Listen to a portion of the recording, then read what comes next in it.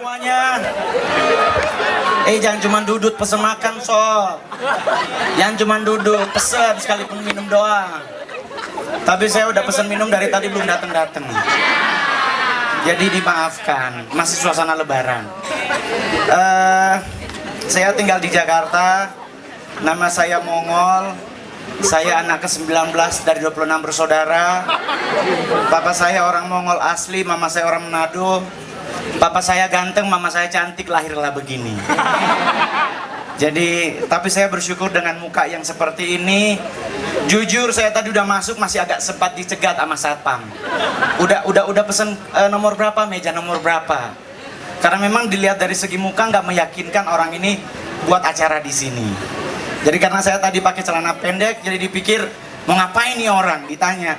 Mau kemana? Oh mau ngeliat doang. Ada urusan apa? Saya cuma pakai satu nama orang, namanya saya mau ketemu Panji. Oh di belakang, baru diizinkan. Dan dia mungkin agak percaya karena saya pakai gelang emas. Kalau jujur di Jakarta, kalau saya nggak pakai aksesori, saya susah untuk ketemu orang. Jujur di Jakarta, angkutan yang paling ramai adalah busway. Saya naik busway Jakarta kalau dari jam 4 sore sampai jam 7 malam itu padat. Sepadat-padatnya busway di Jakarta, dikala saya masuk dalam busway, kosong area saya. Jujur, kalau cewek-cewek pulang kantor bawa tas langsung ke pit shop, mundur. Serius. Kenapa? Karena mereka berpikir ini tukang copet. Jadi ada lagi pengalaman yang terlucu. Saya diundang acara di satu hotel di daerah Mega Kuningan. Saya jadi pembicara di acara gereja tersebut. Saya kebetulan beragama Kristen. Agama nggak penting buat kita dibahas, tapi saya agamanya Kristen. Saya diundang jadi seorang pengkhotbah di situ. Yang ada apa aja? Saya datang ke dalam hotel, masuk di pintu pertama, saya langsung dipanggil sama satpam. Kenapa? Saya dulu jenggotan. Jenggot saya sama kayak Pepi. Di Kepang. Kita punya salon yang sama buat ngepang jenggot. Waktu itu lupa jenggotnya dikuncir, kebuka. Pas masuk hotel, satpam langsung ngomong begini, mau kemana? Oh saya mau ke gereja. Nggak mungkin, muka situ muka jihad. Dan jujur kalau saya nggak pakai kacamata, preman sob. Preman. Dan akhirnya saya diajak ke pos satpam. Saya ditanya agama apa, agama Kristen. Benar, sumpah. Kenapa Pak? Muka nggak meyakinkan Kristen. Bisa doa Bapak kami? Bisa Pak. Itu dalam tas apa? Alkitab Pak. Bisa dikeluarkan? Bisa.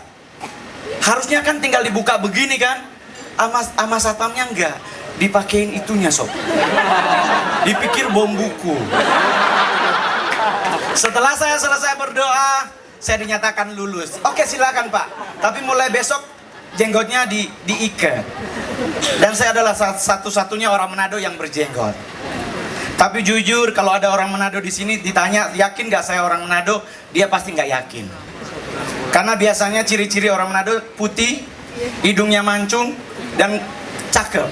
Kalau cowok, kalau cewek pasti cantik. Dan itu terbukti di Jakarta. Setiap saya ketemu siapapun ditanya orang mana bos? Orang Manado. Najis, nggak mungkin. Kenapa? Karena mereka nggak percaya. Pasti lu orang Batak. Kenapa? Muka lu kayak bodat. Tahu bodat artinya? Monyet. Kemarin saya sempat diajak Panji di Hard Rock dan saya memberikan sebuah rahasia tentang kelemahan tukang copet. Jadi kalau saudara-saudara di tempat ini mau ke Jakarta, kalau punya mobil pribadi ya bagus. Tapi kalau masih naik busway, naik Kopaja, naik mikrolet, ingat baik-baik, apapun agama Anda, sempatkanlah bawa Alkitab dalam tas saudara.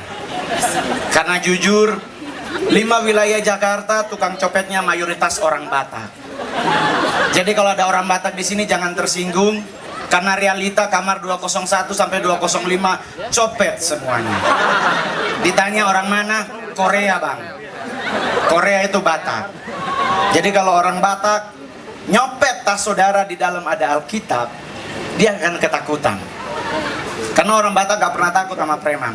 Orang Batak cuma takut sama Bible. Nah, kemarin saya masuk kantor, di dalam ditegur begini sama orang Batak. Lae, kenapa kau ngomong rahasia kita? Janganlah kau ngomong, kurang pendapatan. Jadi nanti kalau ke Jakarta bawa Alkitab, entah saudara agama apapun, bawa aja cuman sebatas hiasan. Lumayan kan, bebe nggak hilang sob. Jadi sekali waktu saya sempat naksir cewek. Saya udah 2 tahun jomblo. Saya pikir jomblo enak juga, ternyata saya naksir cewek lewat Facebook. Saya lihat ada Facebook, ada cewek cantik sob. Ketemulah di Plaza Semanggi. Lu pakai baju apa? Oh pakai baju ini. Saya lihat ada cewek seperti yang dia bilang ciri-cirinya. Dia nyender di dinding. Dia nyender begini. Cantik coy, cantik. Pas saya datengin, saya bilang, kesini dong mbak. Buntut bakar. Saya kaget, ternyata dia anggota CEDI. Tahu CEDI? Cewek dinding. Karena pas dia jalan begini. Ternyata kalau naksir cewek jangan lewat Facebook. Facebook cuma muka doang cakep. Takutnya bawaan nggak normal. Dan saya ada cerita lucu saudara. Ini pengalaman terjadi dalam penjara. Di penjara itu bisa nyari tahu dia, kan penjara Cipinang semuanya laki. Nggak ada perempuan sama sekali, perempuan itu pasti petugas. Untuk membuktikan seseorang itu laki-laki benar, asli atau KW, itu susah ngebedainnya di penjara. Karena semuanya botak. Semuanya laki pakai baju laki, nggak ada yang pakai baju cewek, nggak ada yang pakai dipakein pensil alis, nggak ada. Semuanya laki. Nah, untuk ngebedain dia laki atau tidak, itu cuman ketahuan pas berhitung. Jadi kalau rolling berhitung kan 1 pasti manly, betul? 2 pasti laki. Yang ketiga bunyinya 3. Ternyata nggak cowok coy. 4 bunyi lagi 7. Pasti nggak cowok. Terus kalau saudara mau nyari tahu dia normal atau tidak di kolam renang, gampang. Kolam renang Cipaku banyak homonya sob. Betul. Jadi kalau saudara berenang ke Cipaku, kalau nyari tahu cowok itu normal atau tidak, gampang nyari taunya. Jangan lihat dari bajunya, nggak pernah dia pakai bikini cewek. Nggak ada. Ketahuan dari dia ngeluarin air dari telinganya. Kalau cowok normal kan begini sob. Kalau nggak normal pasti begini. Dari situ ketahuannya. Kalau saudara agamanya Kristen, ketahuan pas disuruh berdoa. Kalau dia cowok benar, kalau dia berdoa suruh angkat tangan kan cuman begini. Betul? Kalau dia nggak normal, kaki maju sob, pause. Begitu, itu buat nyari tahu. Jadi buat nyari tahu yang di sekeliling saudara orang normal atau tidak, lihat dari jarinya. Jari telunjuk dengan jari manis kalau sejajar pasti dia nggak normal. Lihat aja, langsung lihat semua. Kasihan, ya ampun. Kenapa langsung ngelihat? Kan nggak disuruh. Berarti nggak normal semuanya, kan langsung ngecek. Di penjara kemarin kita bercanda-bercanda. Ada bercanda tentang, saya tidak melecehkan suku ya, jangan marah. Ada lomba nyanyi lagu Hari Merdeka. Jadi ada bapak-bapak lomba nyanyi Hari Merdeka. Majulah dia dari orang Madura. Dia maju, dia nyanyi begini, 16 Agustus tahun 45. Jurinya bilang begini, salah, lu ganti lagi. Dia lagi nyanyi lagi, 16 Agustus tahun 45. Salah. Yang nyanyi ngomong begini, dengar dulu, jangan langsung protes. Oke, mulai. 16 Agustus tahun 45, besoknya hari kemerdekaan kita. Benar kan? Benar. Yang terakhir, masih panjang. Oh, belum ada yang ngasih kode, belum. Ada cerita yang terlucu adalah orang Ambon. Orang Ambon datang ke Jakarta naik kapal Kambuna. Nyampe di Tanjung Priuk, lagi duduk disamperin sama bencong. Cuman dia nggak tahu kalau itu bencong. Seperti Karl Ernst tadi, kalau bencong dandan jadi cewek, bener-bener cewek. Dan di Jakarta untuk nyari tahu bencong berkelas dan tidak berkelas bisa ketahuan dari area. Kalau Taman Lawang depan isi pizza, itu bencong cantik. Kalau belakangnya Jalan Latulahari, itu pasti bonyok. Karena mereka sembunyi di bawah pohon. Nggak enak sob, kalau keluar ternyata bopeng. Kalau yang dekat masjid, itu yang telanjang. Nah, yang telanjang kalau saudara mau ke Jakarta, patung-patungan aja sob mau ngerjain bencong. Saya punya trik buat saudara. Nanti kalau ke Jakarta, kumpulin berenam, patung-patungan satu orang 100.000. Sewa mobil patroli polisi 1, mobil buat nangkep orang 1. Jam setengah 1 malam nongkrong aja di Taman Menteng. Jam 1 jalan coy. Lah bunyiin lah tuh di atas. Twing, twing, twing. Semua banci setaman Lawang gak ada di tempat. Lu bisa lihat yang namanya bencong naik pohon dengan sepatu high heel 12 cm. Gak dibuka sob. Gak dibuka, bisa di atas pohon. Lu bisa lihat yang namanya lompat indah, yang namanya jembatan Kuningan, dia lompat ke bawah sob. Demi menyelamatkan diri. Jadi kalau mau ke Jakarta mau nyari tahu bencong di situ. Kalau Tanjung Priuk itu terkenal bencong kekar. Kenapa mereka kekar? Karena siangnya ngerjain jangkar kapal. Ya kan, ngangkat-ngangkat besi, jadi badannya bagus, six pack. Nah, orang Ambon ini didatengin sama bencong. Dibilang, "Mas, ML yuk." "Hah? Bayar nggak mbak?" "Gratis mas, tapi kita main belakangnya." Orang Ambonnya mikir, "Bih, doggy style coy."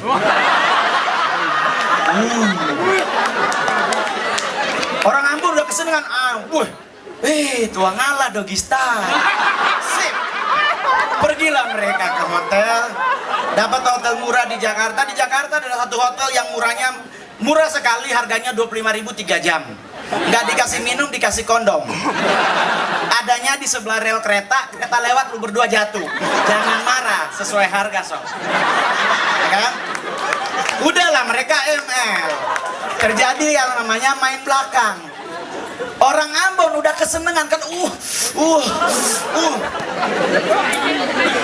udah mau keluar, tangannya orang Ambon jatuh ke sini. Orang Ambon bilang begini, "Tua ngalat tete manis, beta pe burung pindah di depan."